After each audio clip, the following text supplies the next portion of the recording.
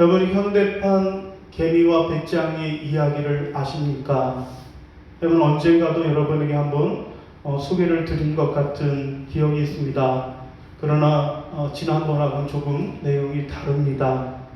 여러분, 한여름에 개미는 열심히 땀을 흘리면서 일을 했습니다. 그런데 배짱이는 저렇게 나무 위에 올라가 그늘에서 쉬면서 노래를 부르면서 놀기만 했습니다. 그러면 여기까지가 우리가 아는 그런 개미와 배짱이의 이야기입니다. 자, 개미는 놀기만 하는 배짱이를 보면서 속으로 생각을 했습니다. 야, 네가 지금은 저렇게 놀고 있지만 그러나 분명히 겨울이 되면 내게 양식을 구하러 올 거야 라고 하는 생각을 가지고 더 열심히 일을 했습니다. 그런데 정작 겨울이 되었는데도 배짱이가 찾아오지 않고 양식을 구하러 오지 않았습니다. 자, 그러자 개미의 마음에 배짱이가 어떻게 된 걸까? 혹시 굶어 죽은 것은 아닐까? 라고 하는 생각이 들어서 그래서 먹을 양식을 준비해 가지고 배짱이의 집을 찾아갔습니다. 그런데 찾아가 보니까 놀라운 일이 벌어졌어요. 여름 내내 놀기만 하던 배짱이가 아주 화려한 그러한 삶을 살고 있는 것이었습니다. 아주 크고 화려한 궁궐 같은 집에서 살고 있는 것입니다. 그래서 개미가 배짱이에게 물었다라는 거예요. 예, 배짱아, 너는 여름 내내 놀기만 했는데 어떻게 이렇게 잘 살고 있니? 라고 물었다라는 거예요. 그러자 배짱이가 웃으면서 대답을 했다라는 거예요. 노래를 부르다 보니까 슈퍼스타 K에 나가서 우승을 하게 되고 그랬더니 음악을 내고 대박을 터뜨려 놓으라고 그렇게 대답을 하더라는 것입니다. 여러분, 그 소리를 듣고 결국 열심히 일만 했던 개미는 허리 디스크에 걸려서 그래서 다리를 절면서 그렇게 자기 집으로 돌아갈 수밖에 없었다라고 하는 그런 이야기입니다.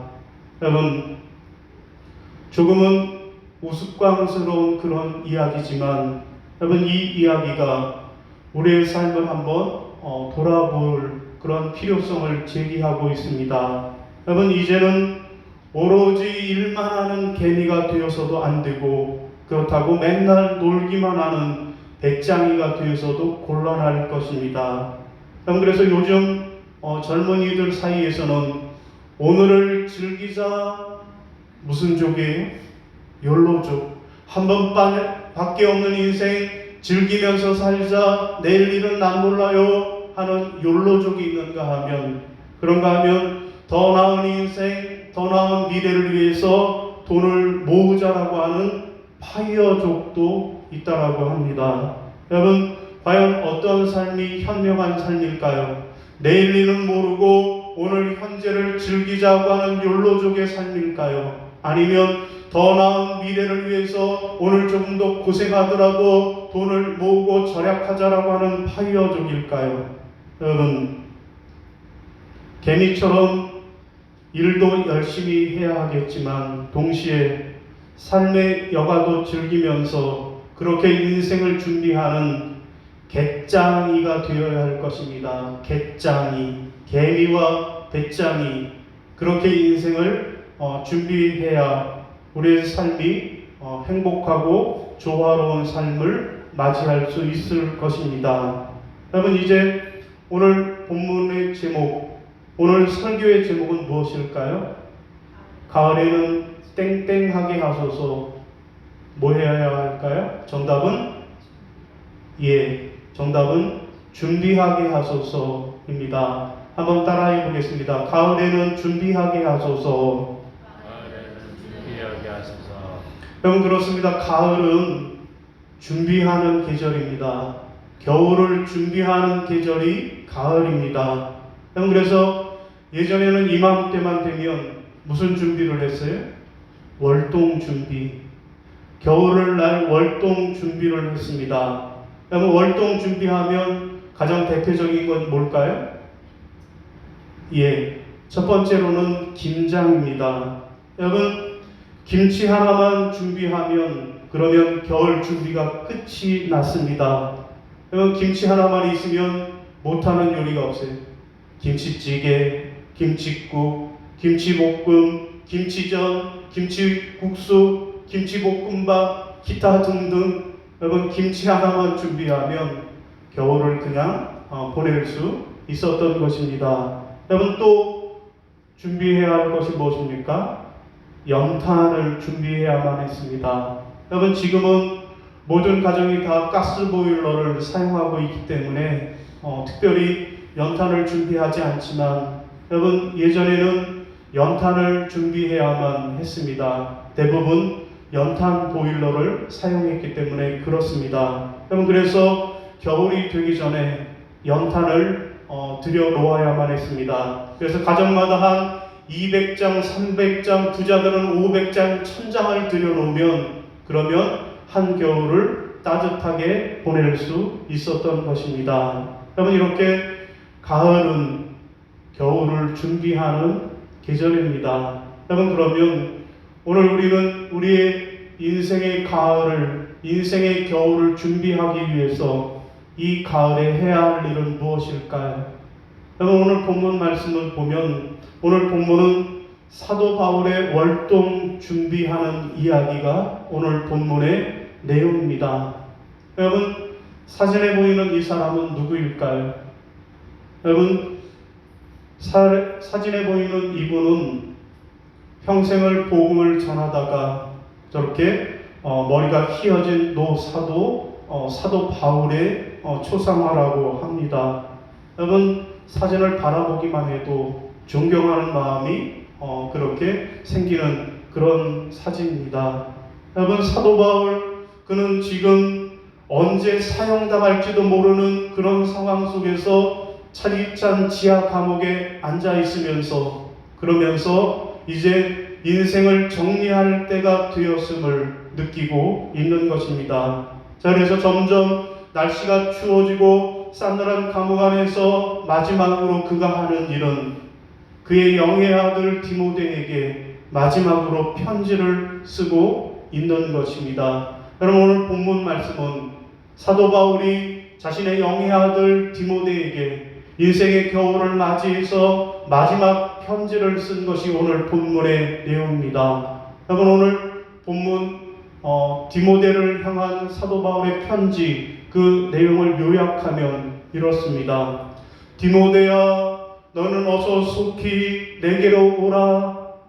사람들은 다 나를 버리고 떠나가 버렸고 오직 누가라고 하는 사람만 나하고 함께 있다.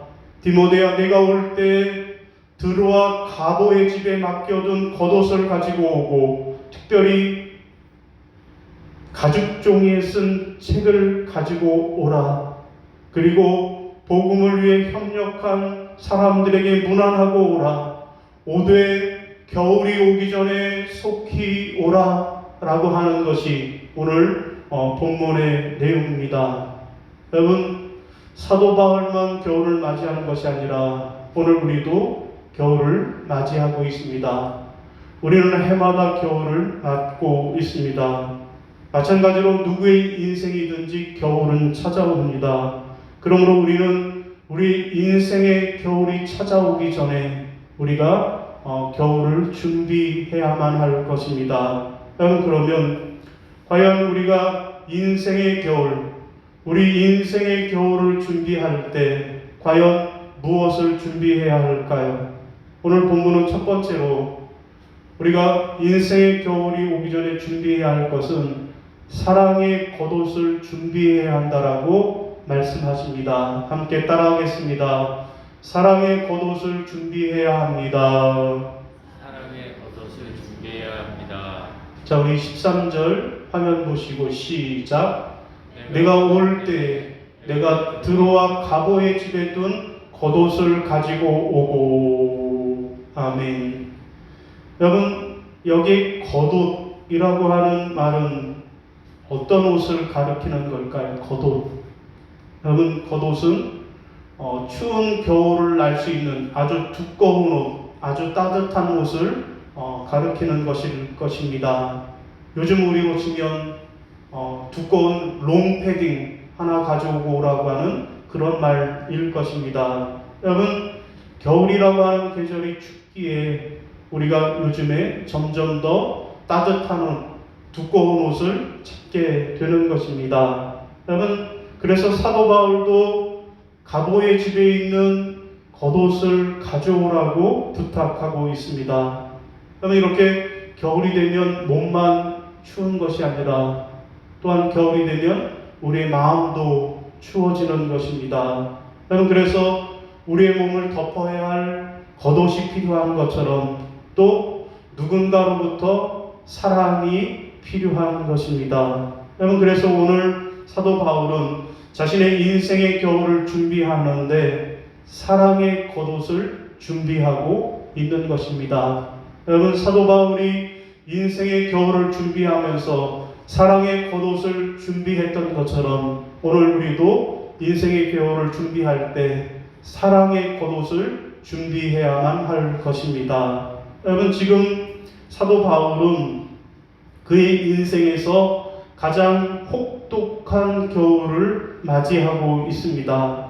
그래서 11절, 12절에 보면 뭐라 그럽니까? 데마는 이 세상을 사랑하여 데살로니가로 갔고 디도는 달마디아로 갔고 이제 내 옆에는 오직 누가 한 사람밖에는 없노라고 이야기합니다. 여러분, 자기 주변에 항상 수많은 사람들이 있었는데 그 많은 사람들이 다 떠나버리고 이제 누가와 함께 있는 그 삶이 너무나도 외로웠던 것입니다. 이 외로움이 사도 바울을 더욱 춥게 만든 것입니다. 여러분, 모두가 다 가버렸어요. 그래서 쓸쓸합니다. 그래서 혼자 걷는 이 외로움이 그를 더욱더 춥게 만들었던 것입니다. 여러분, 그래서 이때 바울은 자신의 인생을 돌아보기 시작을 했습니다. 그때 그의 머릿속에 떠오르는 한 사람이 있는데 그 사람이 바로 마가라고 하는 사람입니다. 여러분, 마가는 바나바의 조카로 바울과 함께 1차 전도 여행을 함께 따라다녔던 그런 사람이 마가입니다.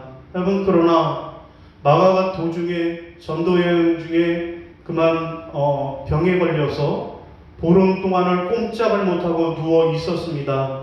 이때 사도 바울은 열심히 그를 간호하느라고 애를 썼을 뿐만 아니라 주야로 그를 위해서 안수하면서 기도해 주었습니다. 여러분, 그 결과로 마가가 병상에서 털어나 완쾌가 되었습니다. 여러분, 그런데 무슨 까닭인지 사도 바울과 동행할 것을 포기하고 고향으로 돌아가 버리고 말았습니다. 여러분, 이때 사도 바울이 마음의 섭섭함을 느꼈을 것입니다. 내가 너를 위해서 얼마나 애를 썼는데, 내가 너를 위해서 얼마나 기도했는데 나를 버리고 떠나가느냐라고 그의 마음에 섭섭한 마음이 있었을 것입니다. 여러분, 그리고 나서 시간이 흐르고 이제 2차 전도 여행을 사도 바울이 떠날 때 그때 마가가 찾아와서 사도 바울에게 자기도 데려가 달라고 간곡히 부탁을 합니다. 마가는 이번에 맹세하면서 말합니다. 사도 바울이여, 내가 이번에는 절대 중도에 포기하지 않겠습니다. 믿어주세요 라고 간절히 매달렸습니다. 그러나 사도 바울은 단칼에 끊어버리고 거절을 했습니다. 여러분, 이 일로 이번에는 마가가 마음에 상처를 입었습니다. 자, 그리고 이제 인생의 겨울을 맞이한 사도 바울이 자기의 날이 얼마 남지 않은 것을 생각하면서 마가와에 있었던 이 일 때문에 그의 마음이 아팠던 것입니다. 그래서 다시 마가를 만나서 그에게 사랑의 겉옷을 덮어주고 싶었던 마음이 그에게 있었던 것입니다. 여러분, 창세기 9장에 보면 술 취한 노아의 이야기가 나옵니다.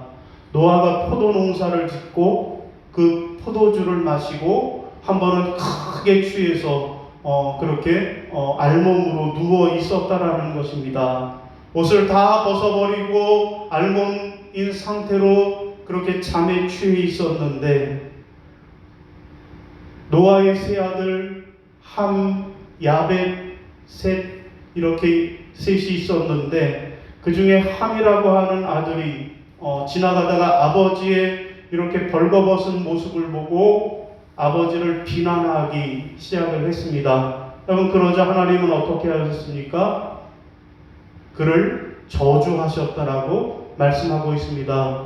그런데 이에 비해서 셈과 야벳이라고 하는 아들들은 아버지의 하체를 보지 않으려고 뒤로 가서 그렇게 아버지에게 옷을 덮어주고 뒷걸음질 들어가서 아버지의 허물을 덮어주었습니다. 그때 성경은 하나님께서 셈의 하나님이 될 것이라고 그렇게 축복해 주셨습니다. 여러분, 그렇습니다. 우리 하나님은 어떤 하나님이십니까? 다른 사람의 아픔을, 다른 사람의 허물을 들춰내는 사람에게는 하나님은 저주하시는 하나님이시지만 오히려 다른 사람의 아픔을, 상처를 덮어주는 사람에게는 하나님께서 우리에게 축복하시는 그런 하나님이신 줄로 믿으시기를 바랍니다.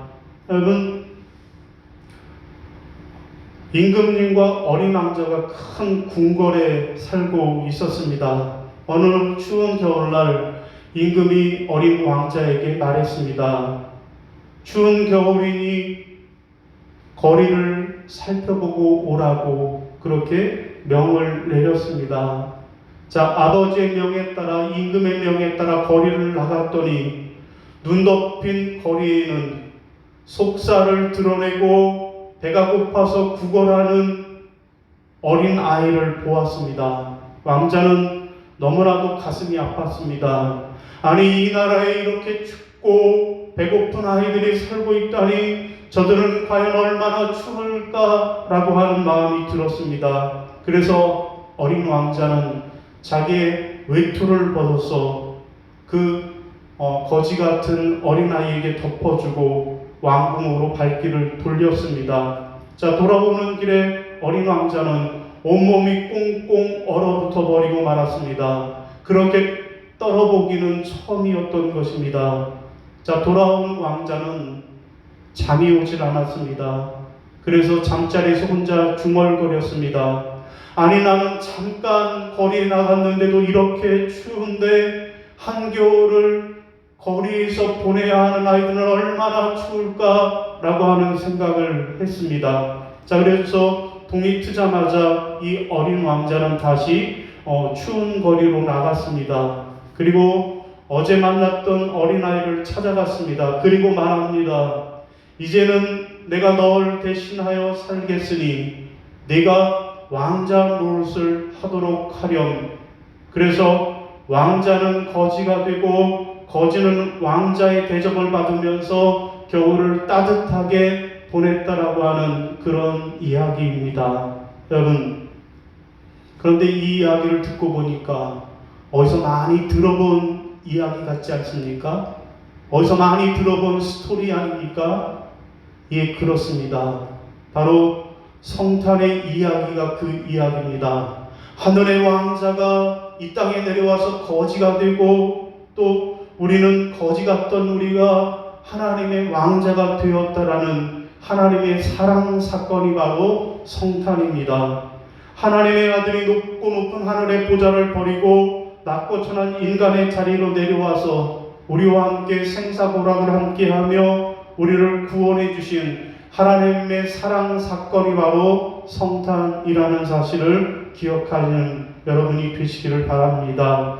사랑하는 성도 여러분, 이제 인생의 겨울이 오기 전에 우리가 해야 할 일은 무엇일까요? 우리는 겨울이 오기 전에 사랑의 겉옷을 준비해야 할 것입니다. 그러므로 내가 하나님으로부터 받은 그 사랑을 이제 나도 이웃들에게 나눠주고 사랑의 겉옷을 덮어주는 그런 삶을 살아가는 여러분이 다 되시기를 바랍니다. 자, 두 번째로 또 우리가 겨울이 오기 전에 준비해야 할 것 무엇일까요? 두 번째로는 말씀의 두루마리를 준비해야 하겠습니다. 따라합니다. 말씀의 두루마리를 준비해야 합니다. 말씀의 두루마리를 준비해야 합니다. 그러면 13절 하반절입니다. 시작. 또 책은 특별히 가죽 종이에 쓴 것을 가져오라. 아멘. 여러분, 바울은 디모데에게 첫 번째로는 외투, 겉옷을 가지고 오라고 했고요. 두 번째는 또 뭘 가져오라고 했습니까? 가죽 종이에 쓴 것을 가져오라고 합니다. 그러면 여기에 책은 구체적으로 어떤 책일까요? 가죽 종이에 쓴 책인데, 여러분, 여기 가죽 종이는 헬라어로 비블리아라고 하는 말인데, 여기에서 바로 바이블이 나왔습니다. 곧 성경책을 뜻하는 말입니다. 가죽 종이에 쓴 것, 비블리아, 바이블, 성경책을 의미하는 것입니다. 그러므로 디모데에게 성경책을 가지고 오라고 부탁을 하고 있는 것입니다. 여러분, 지금은 인쇄술이 너무나도 발달해서 우리가 좋은 성경책을 갖고 있고 얼마든지 휴대하면서 갖고 다니기에 편합니다. 여러분, 그런데도 여전히 안 가지고 다니는 사람들이 많은 것이 현실입니다. 여러분, 그러나 사도 바울 당시에는 인쇄술이 발달하지 않았기에 성경을 두루마리에다가, 가죽 두루마리에다가 기록을 했다라는 거예요. 그러니 그것을 가지고 다니기에는 너무 크고 너무 무거웠던 것입니다. 그래서 어떻게 했을까요? 아는 사람의 집에다가 맡겨두고 필요할 때마다 찾아서 읽었다라는 것입니다. 자, 이제 인생의 겨울이 가까운 것을 느낀 바울은 자기가 이렇게 맡겨놓은 그 책, 드로아 가보의 집에 맡겨놓은 그 두루마리 성경책을 가져오라고 부탁하고 있는 것입니다. 곧 바울은 인생의 추운 겨울을 준비하기 위해서 말씀의 두루마리를 필요로 했던 것입니다. 여러분, 일본의 한 고등학교에서 선생님이 아이들을 가르칠 때 이런 질문을 하나 했다라는 거예요. 얘들아, 너희가 만약에 무인도에 떨어지게 된다면, 그래서 평생을 무인도에서 살아야 한다라고 하면, 그때 책 한 권만 가져갈 수 있으면 어떤 책을 가지고 가겠느냐라고 질문을 했습니다. 그랬더니 학생들이 대답을 해요. 자기가 가장 좋아하는 책을 가지고 가겠노라고, 아니면 재미있는 소설책을 가져가겠다라고, 아니면 인문 고전책을 가져가겠다라고 그렇게 대답하는 아이들이 많았습니다. 그때 이 선생님이 이렇게 이야기합니다. 얘들아, 사실 선생님은 너희가 성경책이거나 백과사전 이 둘 중에 하나를 가지고 갔으면 좋겠다라고 이야기를 했습니다. 자, 이 말을 감명 깊게 들은 한 여학생이 있었습니다. 이 여학생이 학교를 졸업하고 그만 결핵에 걸려서 10년 이상의 세월을 병상에 누워있게 되었습니다. 자, 그런데 병상 침대에 누워서 적막한 시간을 보내다 보니 자기가 마치 무인도에 떨어진 것 같다라고 하는 생각이 들었습니다. 그러면서 학창시절 선생님이 말씀하신 그 질문이 생각이 났습니다. 너희가 무인도에 떨어지면 무엇을 가지고 가겠니? 성경책이니? 백과사전이니? 하는 이 선생님의 질문이 생각이 났습니다. 그래서 이 학생은 백과사전이 아니라 성경을 선택했습니다. 그리고 매일 성경을 깊이 묵상하자 인생의 외딴 섬에 떨어진 것 같았던 자신의 삶에 새로운 활력이 생겨나기 시작했던 것입니다. 그래서 훗날 성경을 통해 사람을 사랑하는 힘이 생겼고 죄를 씻은 능력을 얻게 됐고 하나님을 찾는 겸손을 갖게 되었으며 이 세상을 살아갈 능력을 얻었노라고 그렇게 인터뷰를 했습니다. 여러분, 그리고 그녀는 이 깨달음을 통해서 글을 쓰기 시작을 했습니다. 여러분, 이 사람은 과연 누구일까요? 여러분, 이 사람은 바로 첫 작품 빙점을 쓰고 그래서 일본의 문학계를 놀라게 하고 세계적인 작가의 반열에 오른 미우라 아야코라고 하는 사람의 이야기입니다. 여러분, 지금 우리가 사는 이 시대는 코로나 블루, 코로나 포비아라고 하는 코로나 때문에 우울증에 걸리고 코로나 때문에 혐오가 그렇게 폭발하는 그런 세상을 살고 있습니다. 자, 그런데도 사람들이 종교를 찾지 않을 뿐만 아니라 오히려 교회를 거부하고 오히려 교회를 향하여서 심한 분노의 화살을 쏟아내고 있는 것이 현실입니다. 여러분, 왜 그럴까요? 이에 대해서 저명한 기독교 신학자인 한스 킹은 이런 예견을 했습니다. 미래로 갈수록 현대인은 기존 교회에 대해서 거부하고 저항할 것이다.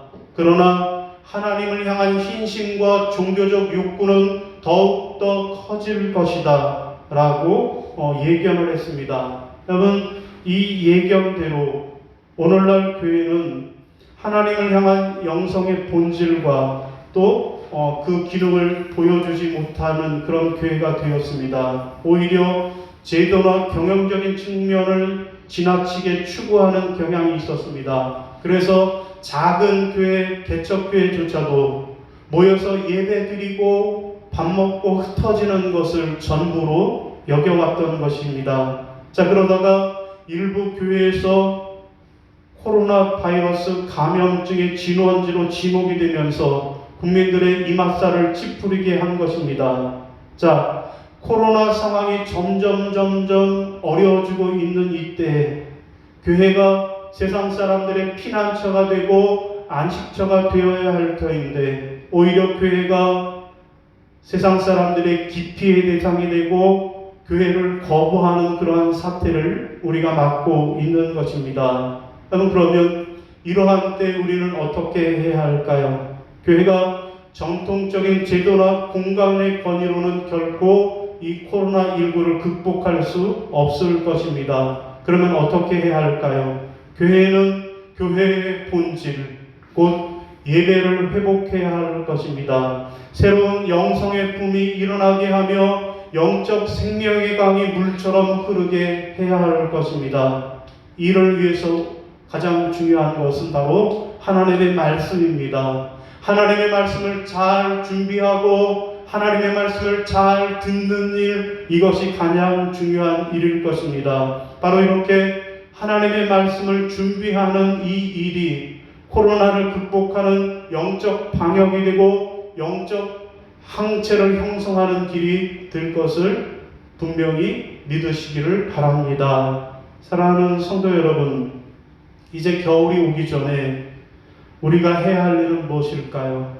겨울이 오기 전에 우리는 말씀의 두루마리를 준비해야만 할 것입니다. 그래서 그 말씀으로 우리가 은혜 받고 그 말씀으로 힘을 얻고 그 말씀으로 능력을 받아서 다시금 교회와 예배를 회복하는 일에 앞장서는 여러분들이 다 되시기를 바랍니다. 여러분, 이제 오늘 말씀을 정리하겠습니다. 여러분, 인생의 겨울, 이제 영적 겨울이 다가오고 있는데 우리는 어떻게 이 겨울을 준비해야 할까요? 여러분, 첫 번째로는 뭘 준비해야 합니까? 사랑의 외투를 준비해야만 합니다. 사도 바울이 외투를 가지고 오라고 사랑의 겉옷을 준비해서 그것을 막아라고 하는 자에게 덮어 주었던 것처럼 오늘 우리도 하나님의 사랑, 그 사랑의 겉옷을 준비하는 우리가 되어야 할 것입니다. 두 번째는 뭘 준비해야 합니까? 말씀의 두루마리를 준비해야 할 것입니다. 여러분, 하나님의 말씀을 듣고 그 말씀을 통해서 우리가 새 힘을 얻고 능력을 받아 우리의 삶이 회복되는 삶을 살아야 할 것입니다. 그래서 비록 우리 앞에 코로나19라고 하는 그러한 혹독한 신앙의 겨울이, 인생의 겨울이 준비되어 있지만 우리는 이 하나님의 사랑과 하나님의 말씀으로 이 혹독한 인생의 겨울을 잘 준비하는, 그래서 주님께 영광을 돌리는 하나님의 백성들이 다 되시기를 주님의 이름으로 축원합니다. 네. 예, 이 시간 교회 소식을 함께 나누겠습니다. 오늘은 창조절 12번째 주일입니다. 하나님의 창조 섭리를 기억하고 그 질서를 따라 살아가시기를 바랍니다. 여러분, 코로나19가 점점 번져가는 그런 상황입니다. 그래서 1.5단계에서 또 2단계 격상을 이야기하고 있습니다. 여러분, 이럴 때일수록 우리 교회가 더 공적 예배, 내 기도의 자리, 내 믿음의 자리, 내 예배의 자리를 지키는 일에 힘을 쓰시기를 바랍니다. 사실 오늘 예배 시작하기 30분 전에 그 시청 공무원 2명이 나와서 이렇게 쭉 점검을 하는데 몇 명이나 나오세요? 우리는 다 나와도 괜찮을 것 같다고 우리 그 기록한 것을 보여줬어요. 알겠다고 하면서 가시는 것을 봤습니다. 여러분, 2단계 그 상향 조정을 해도 30%, 20% 모일 수 있습니다. 우리가 100석 정도 된다고 하면 20명, 30명까지는 모이는 것이 가능하다라는 것을 기억하시고, 특별히 재직들, 중직들이 예배의 자리, 기도의 자리 지키시는데 최선을 다해 주시기를 부탁을 드립니다. 자, 교우 소식으로는 연약한 환우들을 위해서 기도해 주시기를 바랍니다. 이수희, 최형정, 홍하율, 오늘 하율이 지난주에 그 빈센트 병원 응급실에 갔다가 왔다고 하는데 이렇게 건강하게 얼굴을 볼 수 있게 돼서 감사합니다. 자, 이제 다 함께 자리에서 일어나셔서 결단 찬송으로 무화과 나뭇잎이 아니고요, 내가 주인 삼은 찬송하겠습니다.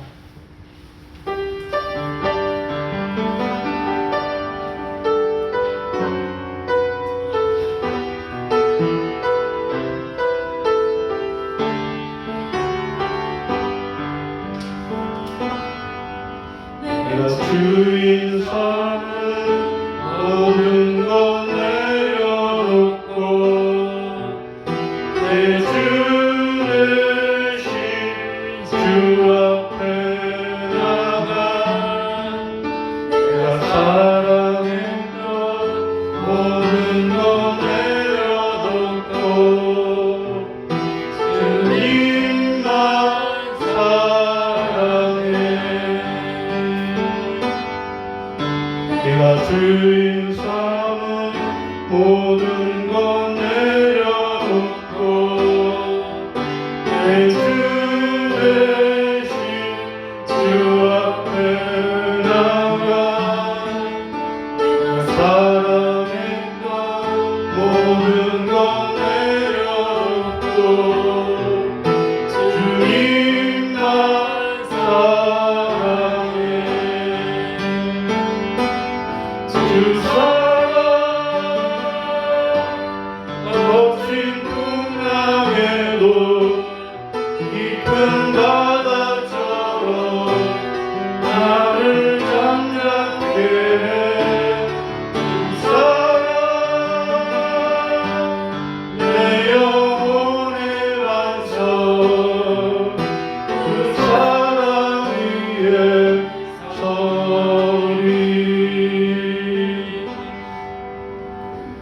이제는 우리 주 예수 그리스도의 은혜와 아버지 하나님의 지극하신 사랑하심과 성령님의 인도하시고 교통하시는 은총의 역사가 이제 인생의 추운 겨울을 맞이하여 사랑하는 영의 아들 디모데에게 편지하기를, 너는 겨울이 되기 전에 어서 오라고, 그러면서 올 때 사랑의 외투를 가지고 오고 하나님의 말씀의 두루마리를 가져오라고 그렇게 인생의 겨울을 준비한 사도 바울처럼 우리도 비록 코로나19로 인하여 우리의 삶이, 우리 인생이 혹독한 겨울을 맞이했지만, 그러나 하나님의 사랑의 외투와 하나님의 말씀의 두루마기를 통하여서 이 혹독한 겨울을 이겨내고 따뜻한 봄을 또한 준비하며 살아가겠노라고 다짐하고 결단하는 모든 성도들 머리 위에 이제부터 영원까지 함께 하시기를 간절히 축원하옵나이다. 아멘.